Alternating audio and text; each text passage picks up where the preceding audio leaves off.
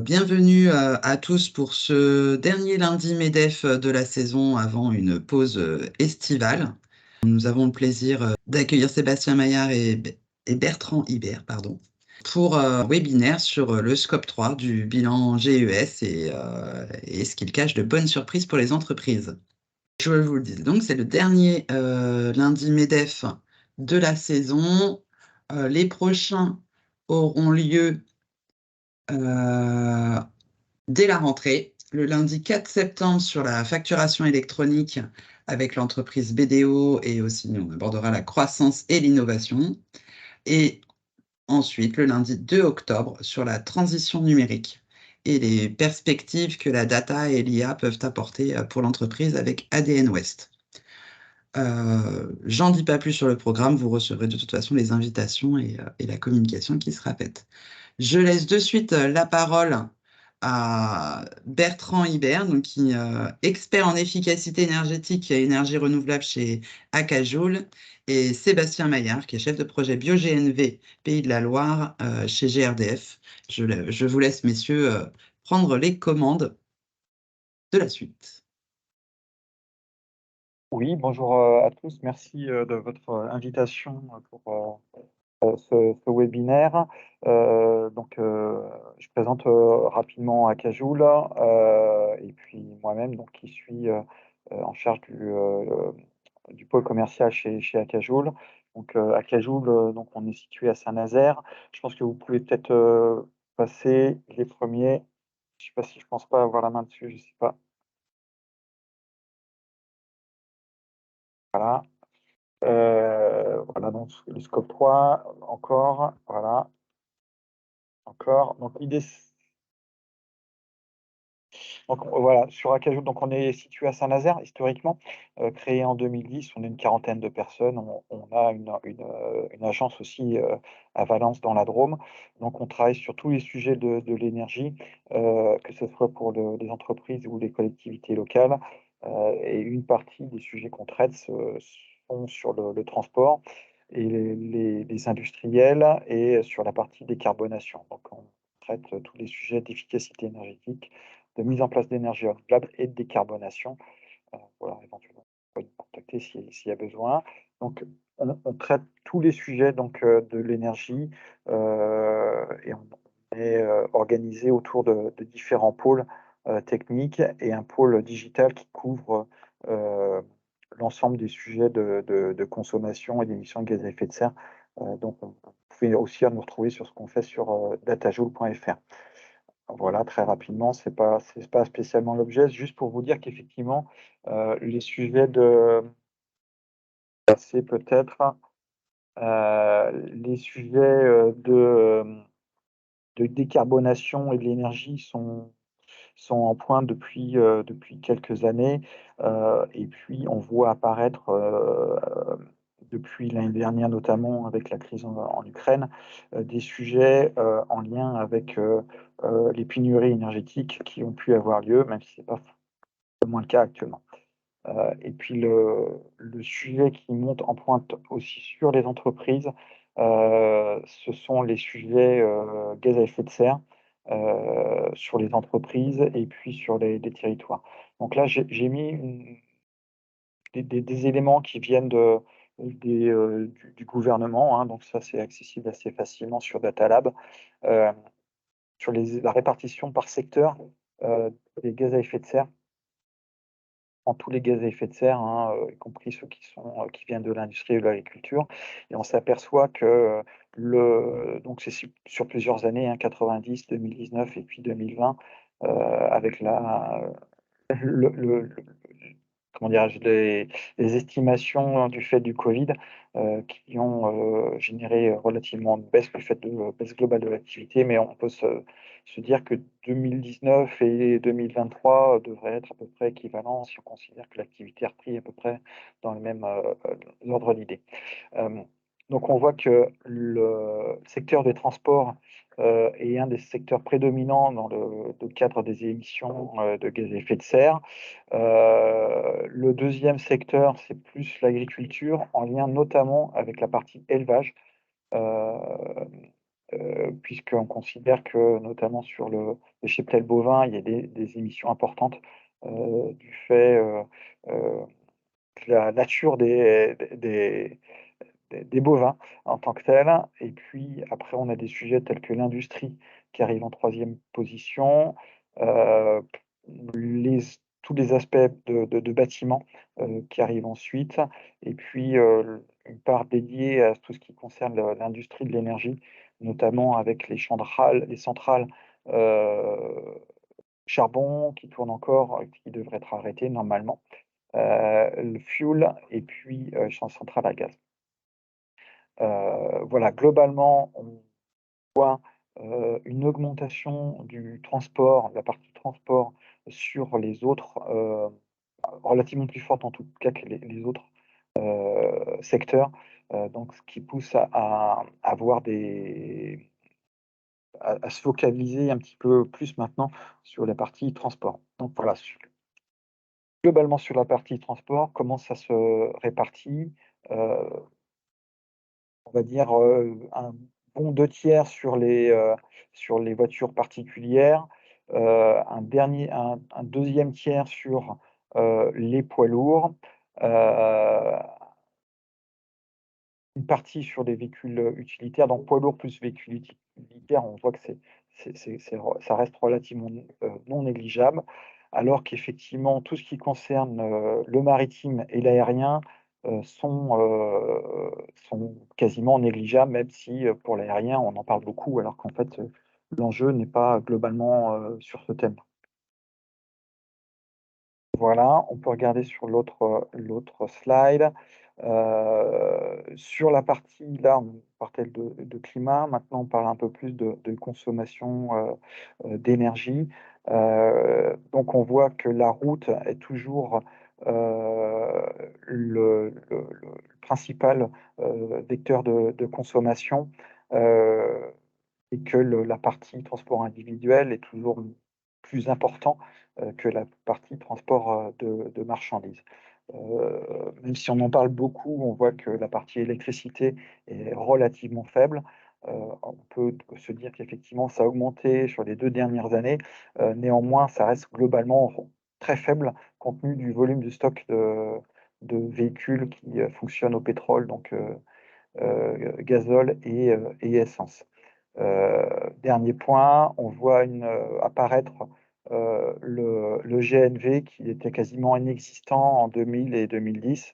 On voit apparaître exclusivement quasiment sur les véhicules professionnels plutôt lourds, camions, flotte de bus, et un petit peu maintenant sur les autocars, même si sur les autocars, ça demeure relativement faible. Donc globalement, toujours une très forte, appétence pour le pétrole, un petit peu d'augmentation sur l'électricité, et une appétence un petit peu nouvelle aussi pour les véhicules lourds sur le gaz naturel véhicule. Dernier point, on voit toujours que, en lien avec les émissions de gaz à effet de serre, la consommation, de pétrole sur la partie transport a a augmenté aussi, depuis, les années 90. Voilà, donc sur les parties consommation, donc le transport, ainsi que l'industrie, elles représentent des émissions de gaz à effet de serre relativement importantes, et du coup, pèsent sur les entreprises, heu, une réglementation existante qui va, je dirais, s'étendre à d'autres entreprises. Si on peut, voilà.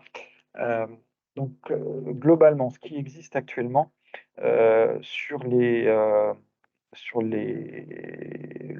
suivi des émissions de gaz à effet de serre, donc c'est en lien direct avec une directive européenne, hein, sachant que ça existait déjà préalablement, mais, on est dans une phase où, effectivement, c'est, l'Europe qui donne le ton sur ces sujets-là. Donc en France, qui sont concernés actuellement? Hem, Toutes les entreprises de plus de 500 personnes, et en outre-mer plus de 250 personnes, donc ça c'est, heu, peu hors cadre pour aujourd'hui, mais donc 500 personnes, ça représente quand même un volume d'entreprises qui sont relativement importants. Toutes les collectivités aussi de plus de 50 000 personnes doivent faire aussi leur bilan gaz à effet de serre. Hem, L'idée, c'est de le mettre à jour tous les 4 ans, donc 3 ans pour la partie publique, mais pour les entreprises, c'est tous les 4 ans. Et puis, initialement, les entreprises, comme les collectivités d'ailleurs, ne devaient le faire que sur ce qu'on appelle le scope 1 et le scope 2, donc leurs émissions directes et leurs émissions indirectes liées à leur consommation énergétique propre. Donc ça, je vais retraduire un petit peu ces histoires de scope 1 et scope 2. Le fait est que, pour 2023, ces bilans en gaz à effet de serre ont été élargis et deviennent donc des bilans carbone intégrant le scope 3 qui inclut, les émissions indirectes. Ouais, juste repasser sur, alors juste revenir très rapidement parce qu'il y a un point important là, c'est sur les années à venir. Sur sur le reporting, gaz à effet de serre 2025 avec année de référence 2024. Heu, donc ceux qui devront faire leur, bilan, carbone, en 2025, ce seront d'autres entreprises et notamment ceux qui seront concernés, ce seront les entreprises de plus de 250 personnes ou non et avec un chiffre d'affaires de plus de 40 millions d'euros et enfin ou pardon, avec un bilan supérieur à 20 millions d'euros. Autre point aussi, puisqu'on peut ne pas être dans ce cas-là, ça concernera aussi l'ensemble des PME qui seront, qui pourraient être cotées. Donc ça, on voit que ce droit européen s'élargit à des entreprises, de taille, moins importante avec du coup un nombre, beaucoup plus important de d'entreprises, sur un périmètre qui sera, plus important. Donc, là, effectivement, on peut passer sur les histoires de scope 1, scope 2, scope 3. Heu, voilà, voilà. Donc, auparavant, ce qu'on appelait le bilan des effets de serre qui était, sur la partie, réglementaire, concernait les scopes 1 et scope 2. Donc scope 1 et scope 2, scope 1, c'est les émissions, directement liées à l'entreprise, parce que là, on parle d'entreprise. Donc c'est tout ce qui concerne, par exemple, ici, les, sujets de transport professionnel. Tout ce qui pouvait voilà, on peut dérouler effectivement, tout ce qui pouvait, heu concerner les données de maintenance et climatisation puisque les pompes à chaleur, ont des fluides frigorigènes qui, par leur flux, contiennent des gaz qui sont, très émissifs, beaucoup plus émissifs que le CO2. On a aussi, toute, une partie de process industriel qui pouvait être concernée par ces émissions ou, de combustible quand on était sur des chaudières fuel ou chaudières gaz. Donc là, qui pouvaient être concernés directement par le scope 1 et tout ce qui est le scope 2. Donc scope 1, c'est vraiment les émissions, propres, à l'entreprise, au fonctionnement de l'entreprise. Le scope 2, c'est tout ce qui concerne les émissions indirectes, mais du fait du fonctionnement de l'entreprise et notamment les consommations électriques, du bâtiment ou du process industriel. Puisque dans les consommations électriques, on a une part de nucléaire qui est relativement peu émissif, mais on a aussi, notamment en hiver, hem, des centrales qui tournent au gaz, au fioul ou au charbon qui peuvent être, émissifs. Donc, on inclut dans le mix énergétique, de l'entreprise les émissions indirectes liées à la production d'électricité, heu, requise par la consommation, de l'entreprise. Donc ça, c'était initialement le périmètre, réglementaire, des bilans gaz à effet de serre, qui, du coup, avec, l'année 2023, s'est élargi aux émissions indirectes, donc l'ensemble du scope 3. Donc là, on peut passer sur tout ce que ça peut concerner. Et ça concerne des choses qui peuvent être, qui sont très larges, des émissions liées aux immobilisations de bâtiments ou heu, de la bureautique, enfin l'ensemble des immobilisations des entreprises. Tout ce qui peut concerner les déchets, de l'entreprise. Il y en a avec des déchets qui sont plus ou moins émissifs suivant les cas. Mais ça concerne aussi l'ensemble des flux de trajet domicile-travail. Donc là, ça couvre l'ensemble des parties prenantes de l'entreprise, hein, en amont et en aval, et aussi les salariés qui, du fait de leur trajet domicile-travail, sont émissifs pour leur travail. Donc c'est ce qu'on considère. Et puis un des derniers points qui est un point relativement important, c'est l'ensemble des sujets de transport de marchandises, que ce soit en amont pour la livraison ou en aval pour les expéditions. Donc on voit que ça couvre l'ensemble du périmètre des parties prenantes maintenant des entreprises. Heu, donc ça, c'est un point relativement important puisque alors on peut peut-être passer. Voilà, donc je reviendrai sur le périmètre et en quoi cette extension du périmètre touche en fait des entreprises qui ne sont pas directement concernées, par la réglementation, mais qui devront être concernées, du fait du scope 3. Donc globalement, comment on réalise un bilan carbone? On définit bien le périmètre de l'activité de l'entreprise. Donc notamment, donc scope 1 et scope 2, c'est relativement facile. Scope 3, c'est l'ensemble des parties prenantes, donc ça devient un peu plus difficile.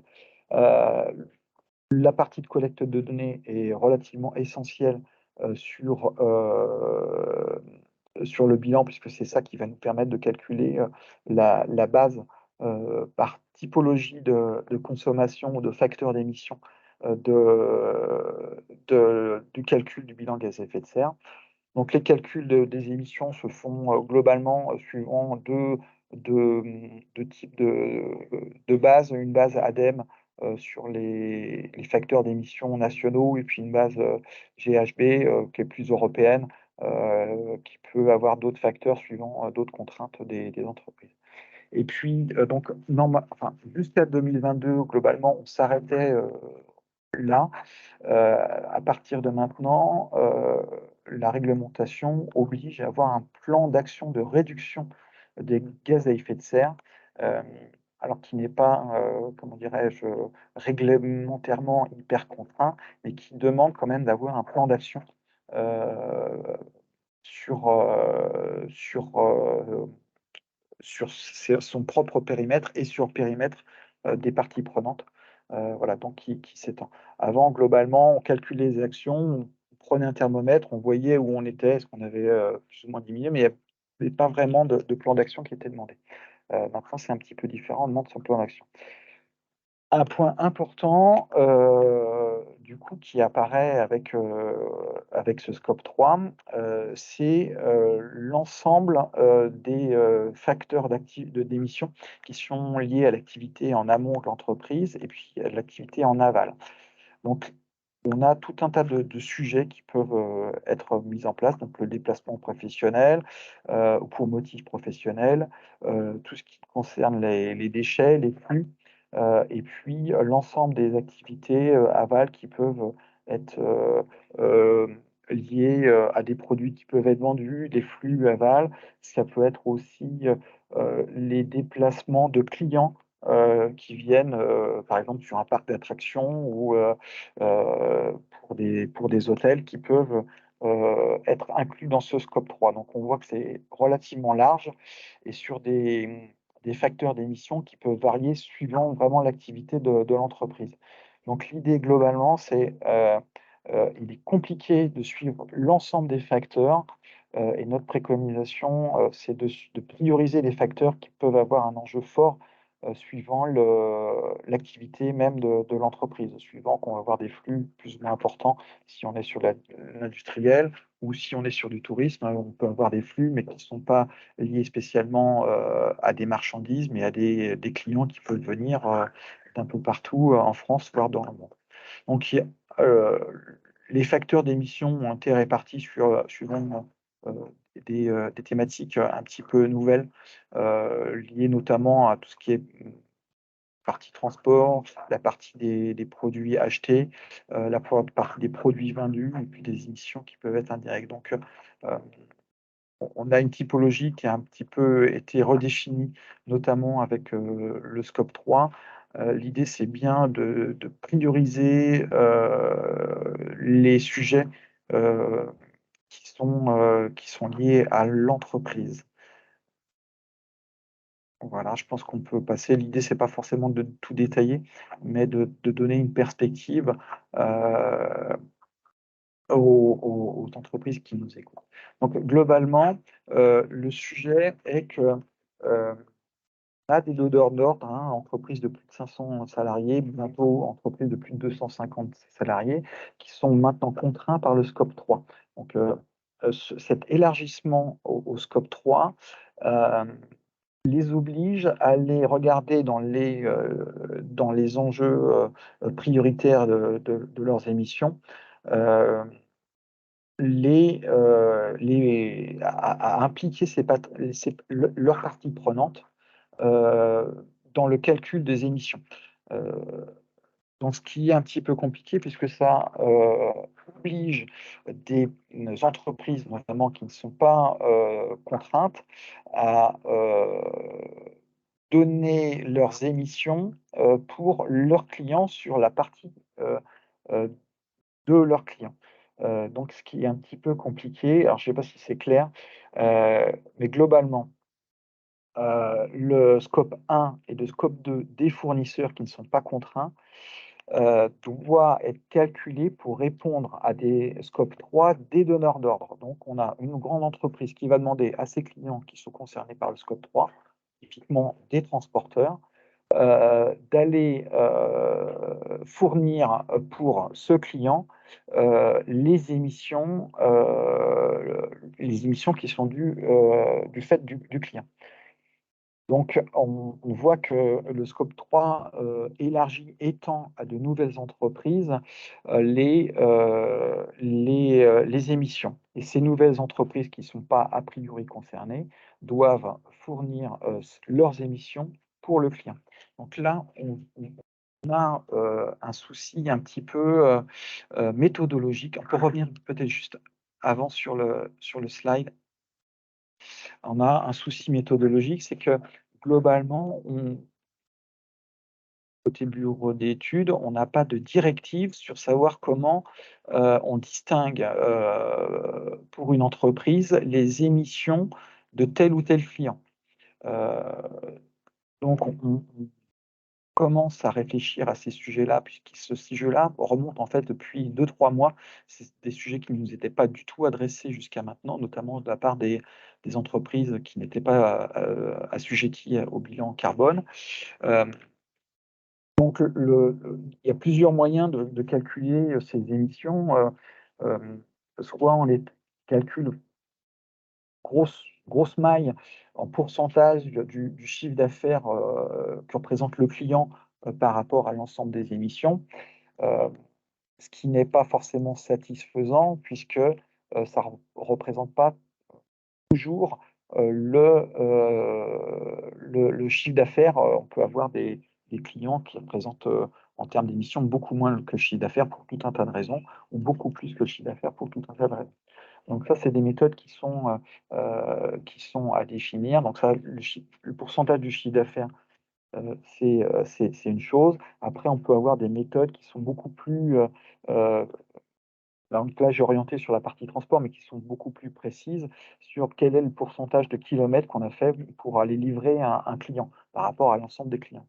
Ou de manière encore plus précise, quel est le pourcentage de tonnes qu'on a pu produire ou transporter pour tel ou tel client. Heu, donc là, on voit qu'on arrive sur des sujets heu, qui sont beaucoup plus compliqués que la seule facture puisqu'on demande de suivre, à la tonne produite ou à la tonne transportée, les émissions.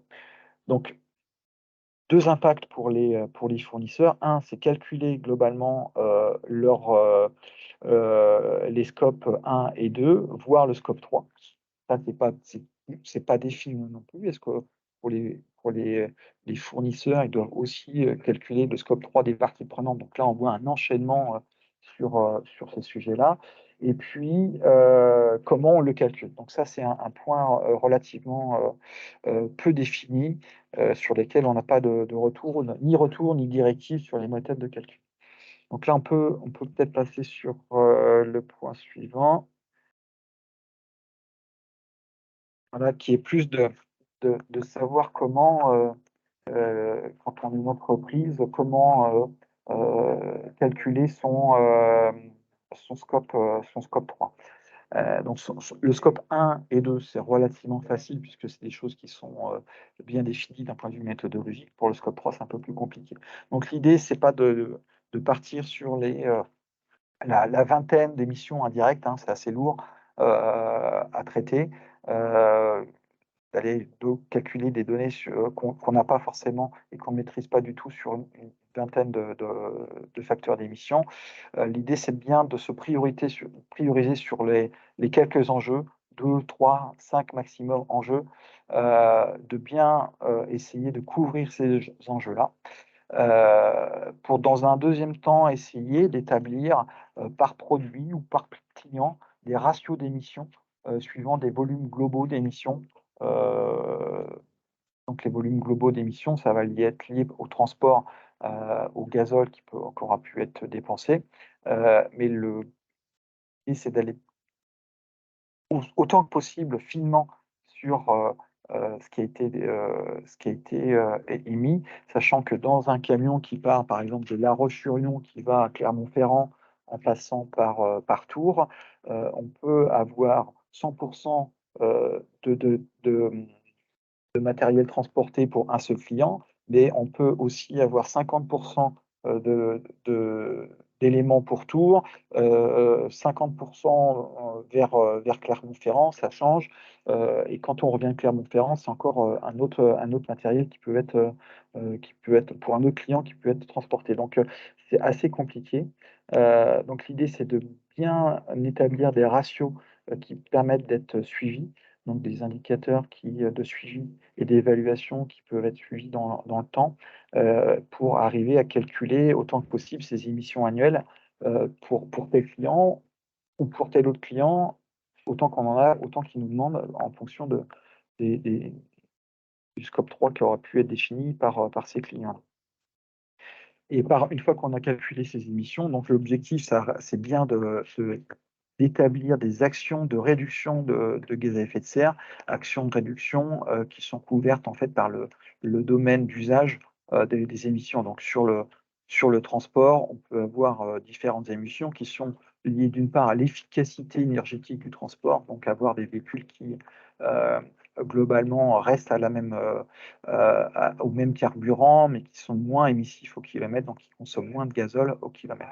La deuxième solution, si on parle de transport toujours, c'est d'aller vers des carburants qui soient décarbonés.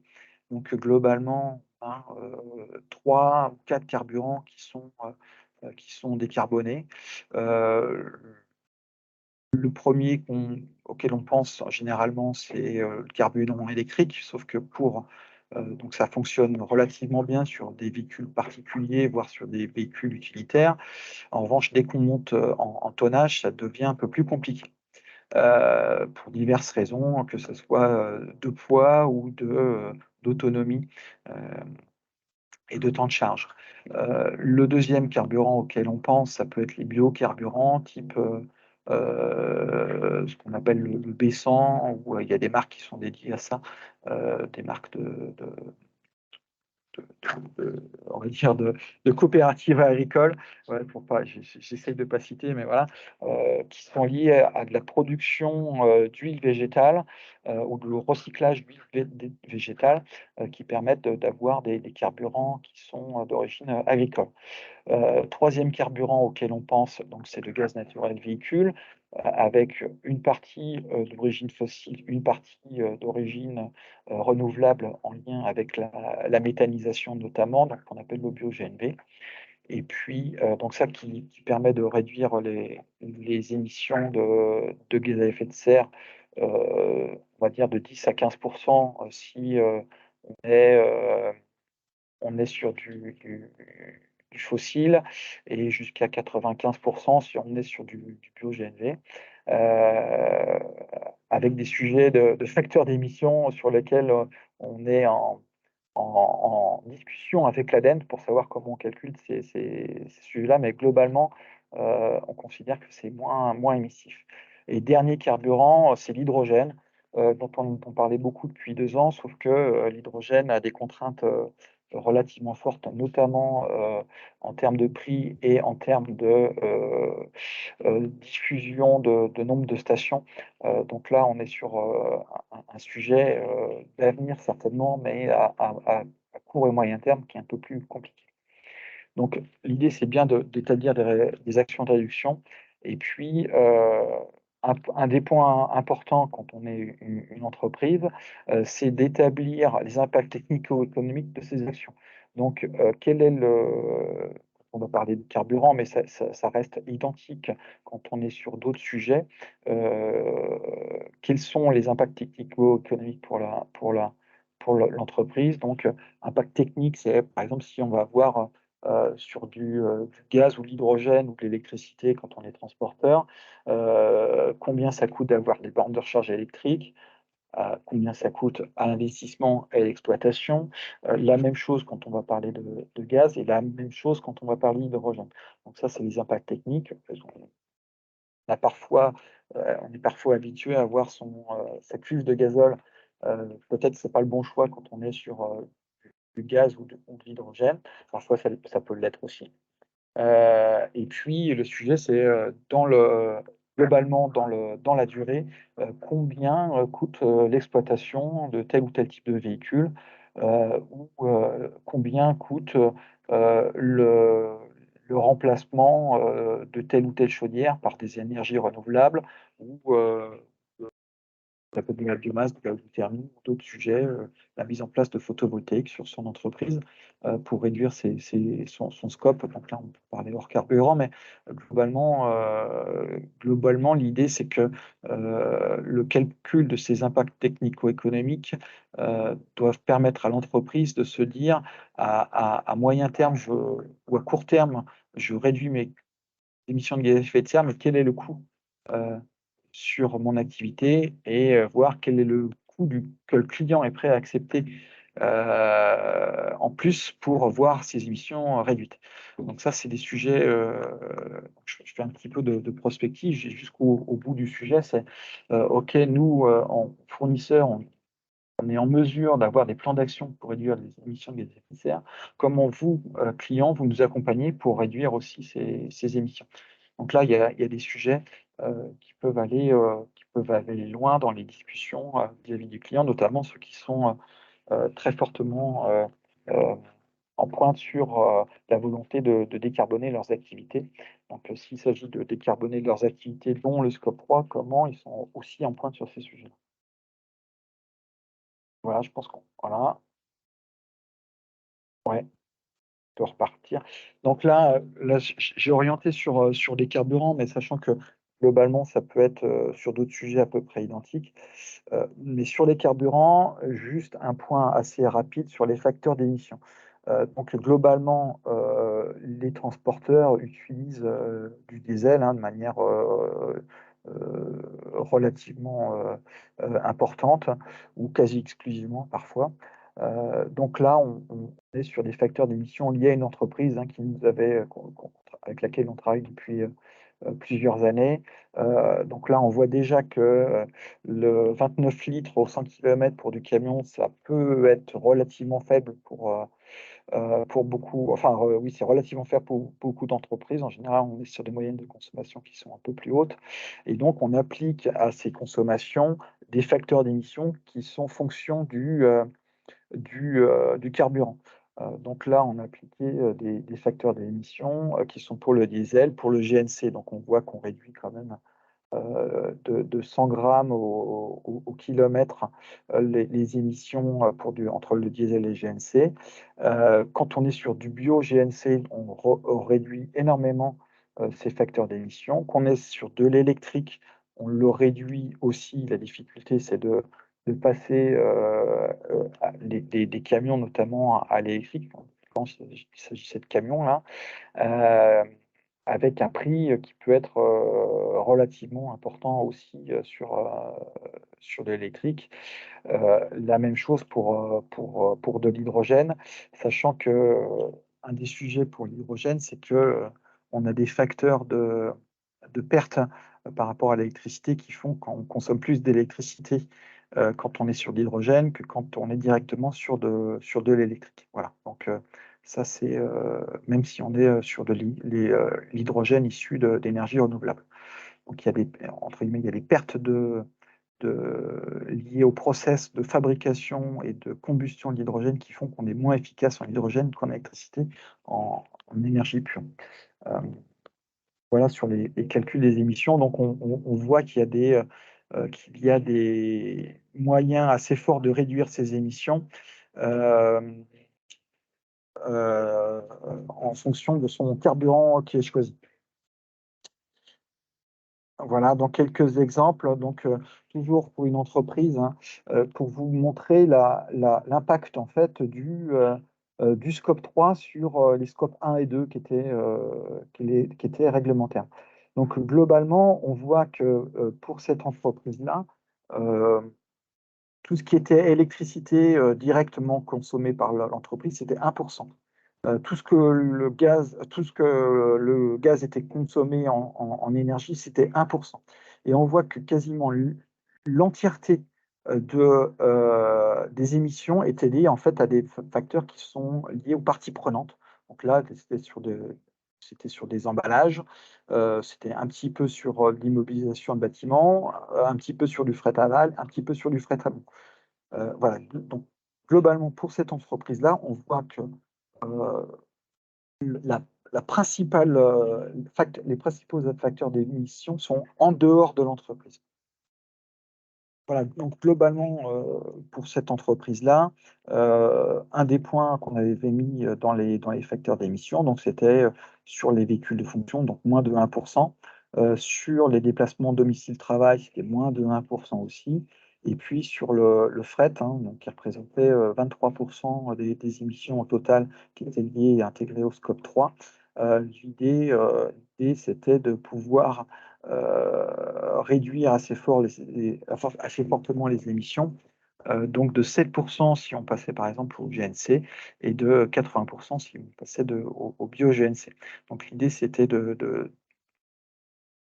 d'estimer ces impacts-là d'un point de vue technique. Donc en l'occurrence, l'idée c'était pas de construire une station GNV directement chez ce client-là, mais de pouvoir s'avitailler en GNC sur un réseau public. En l'occurrence, là, c'était en Aquitaine. Voilà. Je ne sais pas s'il y a des questions ou. Je propose de prendre la suite. Merci Bertrand. N'hésitez pas à allumer votre micro ou à poser votre question directement dans le chat si vous le souhaitez. Même a posteriori, on pourra y répondre. Et oui, donc je vous laisse la parole, Sébastien, pour. Merci Stéphanie, merci Bertrand. Donc rapidement, si je peux avoir ma slide, super. Juste pour rappeler, donc GRDF est un acteur de la distribution du transport de gaz naturellement sur le territoire et donc un acteur fort sur la transition énergétique. Pour rappel, le contexte aujourd'hui, hein, on en a parlé beaucoup à l'instant, c'est le réchauffement climatique hein, avec le bilan de gaz à effet de serre. Il y a une parallèle, c'est également la qualité de l'air. Je ne vais pas plus le traiter sur le point à suivre ou suivant, mais c'est des choses bien entendu assez importantes. Donc sur le slide suivant, on va retrouver rapidement le lien et surtout les trois piliers du bio-GNV, donc gaz naturel véhicule. Le premier, ce sera le biométhane, je vais rapidement en parler, donc la production locale de biogaz. Ensuite, on parlera rapidement du maillage de stations et puis ensuite également des véhicules, donc une offre assez large en termes de véhicules.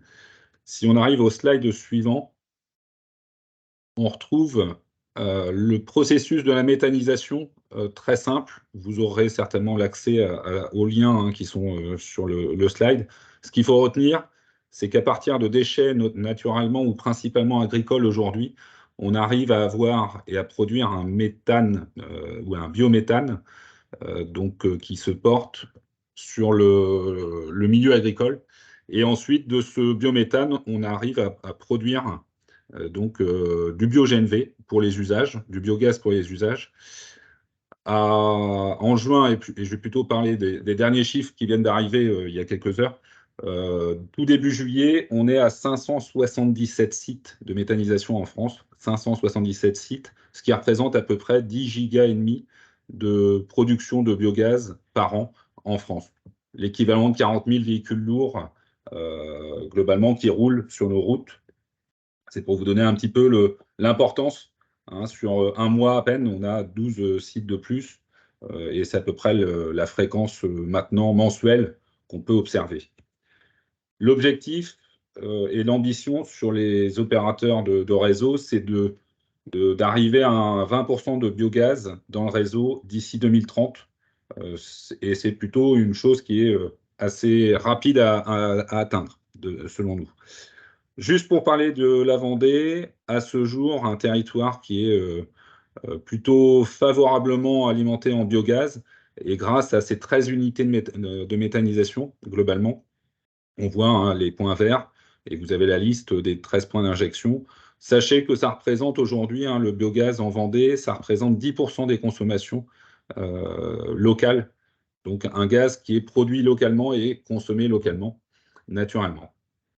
Sur le slide suivant,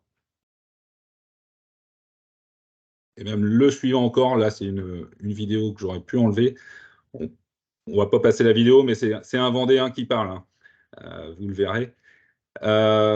Juste pour vous rappeler, effectivement, et on parle beaucoup de GNV, GNC, gaz naturel comprimé. Il y a également le GNL, gaz naturel liquéfié. Le GNC peut être renouvelable donc à travers le bio-GNV et bio-GNC. Le GNL, lui, est liquéfié et aujourd'hui, il ne bénéficie pas de certificat d'origine, de garantie d'origine, pardon. Donc là, on est sur un gaz comprimé à 200 bars pour le transport, et exclusivement pour le transport, et il peut provenir de la méthanisation naturellement. Sur le slide suivant, on va voir l'impact ou l'intérêt. Il y a quelques petites, en faisant quelques clics, Stéphanie, vous pourrez faire apercevoir les quelques bulles. Les réponses concrètes aux enjeux environnementaux pour le bio-GNV, c'est effectivement, comme l'a dit Bertrand tout à l'heure, moins 80% d'émissions de CO2 par rapport à un diesel. Donc ça, c'est en parlant du bio-GNV, naturellement. Et également des particules fines. Donc là, c'est la qualité de l'air dans les villes. 95% de moins de particules, 50% de NOx en moins. Et puis, on le voit, pas d'odeur, pas de fumée, 2 fois moins de bruit. Ça, ce sont principalement aussi des constats qu'on fait au quotidien.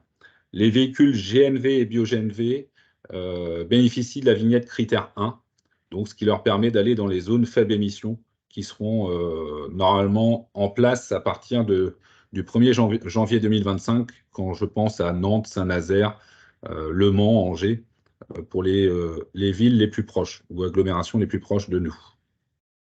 Ensuite, on va voir effectivement une étude d'un bureau d'études connu, Carbone 4, qui a fait donc un certain nombre d'hypothèses sur l'empreinte carbone moyenne sur la durée de vie d'un tracteur routier, mais on l'a sur un certain nombre de modèles de véhicules.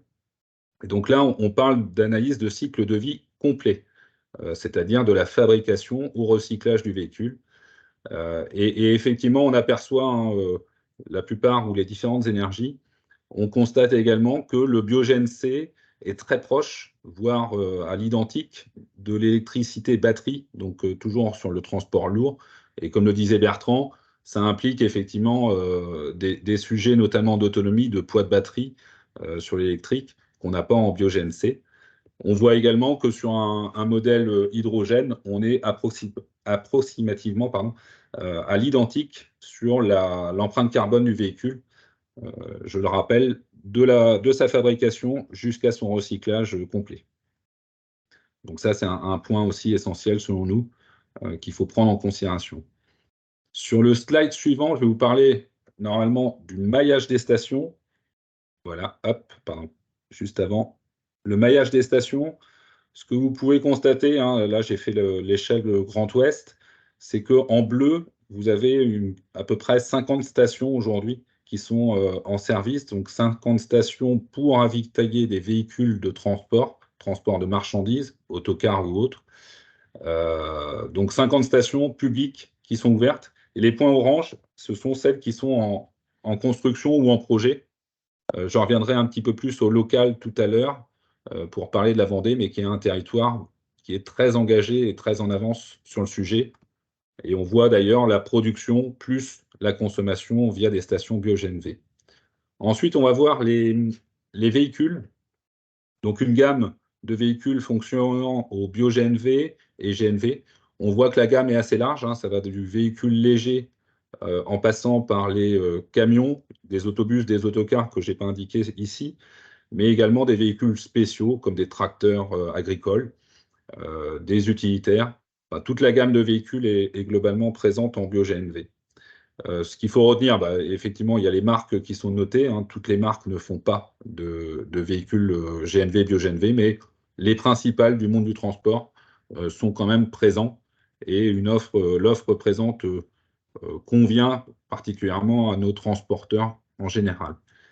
À savoir une chose ou deux, c'est que sur des camions GNV, BioGNV, vous avez effectivement une bonification d'amortissement qui permet, si le véhicule est carrossé, surtout, d'intégrer et d'avoir, entre guillemets, ce que j'appellerais un crédit d'impôt sur le véhicule. Hein, c'est entre guillemets, mais c'est pour donner l'image.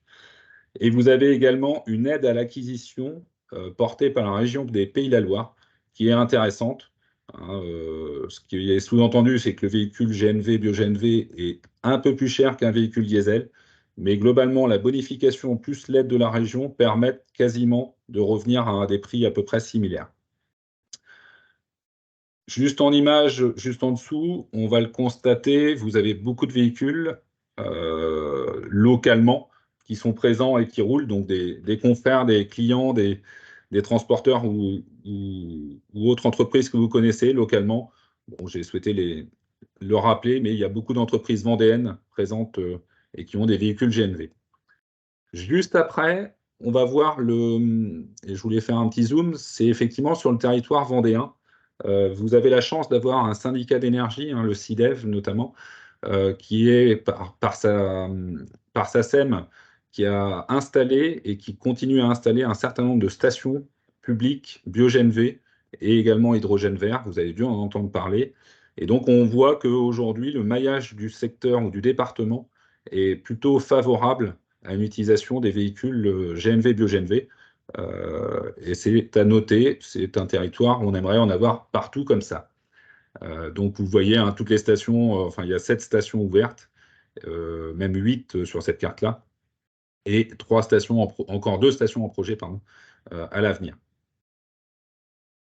En photo, voici les dernières stations globalement, hein, la station de La Roche-sur-Yon qui a été mise en service en 2021, pardon, fin 2021, et puis la station des Sables d'Olonne qui a été mise en service en avril dernier, donc il y a quelques semaines.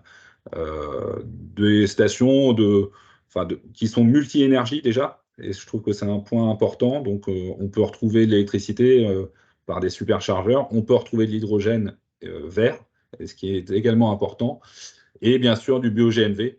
Donc, ça permet d'accompagner effectivement l'ensemble des transporteurs ou des entreprises intéressées à une utilisation d'un carburant alternatif vert et durable et produit localement en Vendée. On peut se féliciter. Enfin, vous le verrez, un petit slide qui rappelle la plupart des entreprises qui ont déjà au moins un véhicule GNV, bio-GNV sur leur territoire, et donc des entreprises vendéennes, naturellement. Il y en a bien d'autres qu'on a peut-être oubliées, mais voilà, sachez qu'aujourd'hui, on a à peu près en Vendée 200 véhicules qui roulent au GNV, bio-GNV, avec une évolution assez forte, ce qui est à rappeler également. Enfin, si vous vous intéressez aux mobilités durables, à la décarbonation, je fais une petite page de promotion, mais je trouve que c'est intéressant puisque le territoire organise du 15 au 22 septembre prochain le Vendée Energy Tour, sa 10e édition. Et vous voyez le programme. Je vous invite à vous renseigner. Ça peut être intéressant dans le sens où il y aura des conférences, il y aura un rallye vélo et véhicules bas carbone, des démonstrations, des animations diverses et variées sur tout le territoire, ainsi qu'un salon du véhicule bas carbone. Donc je vous invite à vous y rendre, à vous inscrire, et peut-être qu'on aura l'occasion de s'y rencontrer. Je pense avoir assez parlé. Moi, ce que je voulais refaire un tout petit peu un lien par rapport à ce qui a été dit également par Bertrand tout à l'heure, c'est que effectivement dans les scopes 1 et 2, on est souvent sur un process industriel, hein, surtout sur le scope 1. Le scope 3 est plutôt l'opportunité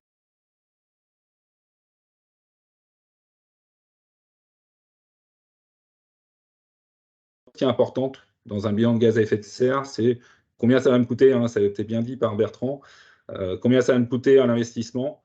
Le scope 3, c'est souvent des faibles investissements complémentaires. Ça va plutôt être alors, soit le transporteur qui a changé son véhicule, mais effectivement, ça va être un prix du kilomètre qui va peut-être être réévalué éventuellement.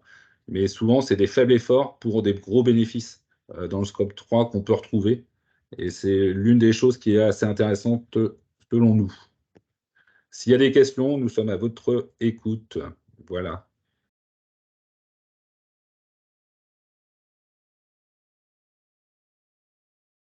N'hésitez pas à allumer votre micro ou à la poser directement dans le chat. En tout cas, merci messieurs pour votre intervention et ces éclaircissements sur le scope 3 et les possibilités qu'on puisse, pour décarboner son entreprise ou son activité. C'est toujours intéressant et forcément d'actualité étant donné la réglementation qui arrive. Écoutez, il n'y a pas l'air d'avoir de questions, c'est que tout était très clair. De toute façon, la visio est enregistrée, elle sera disponible sur YouTube pour un replay et la présentation sera envoyée aux participants. Vous avez sur la slide voilà, les rendez-vous des prochains lundis MEDEF. Encore merci messieurs, merci et à bientôt. Au revoir. Merci à tous. Très bonne journée. Merci, Au au revoir. revoir. Au revoir.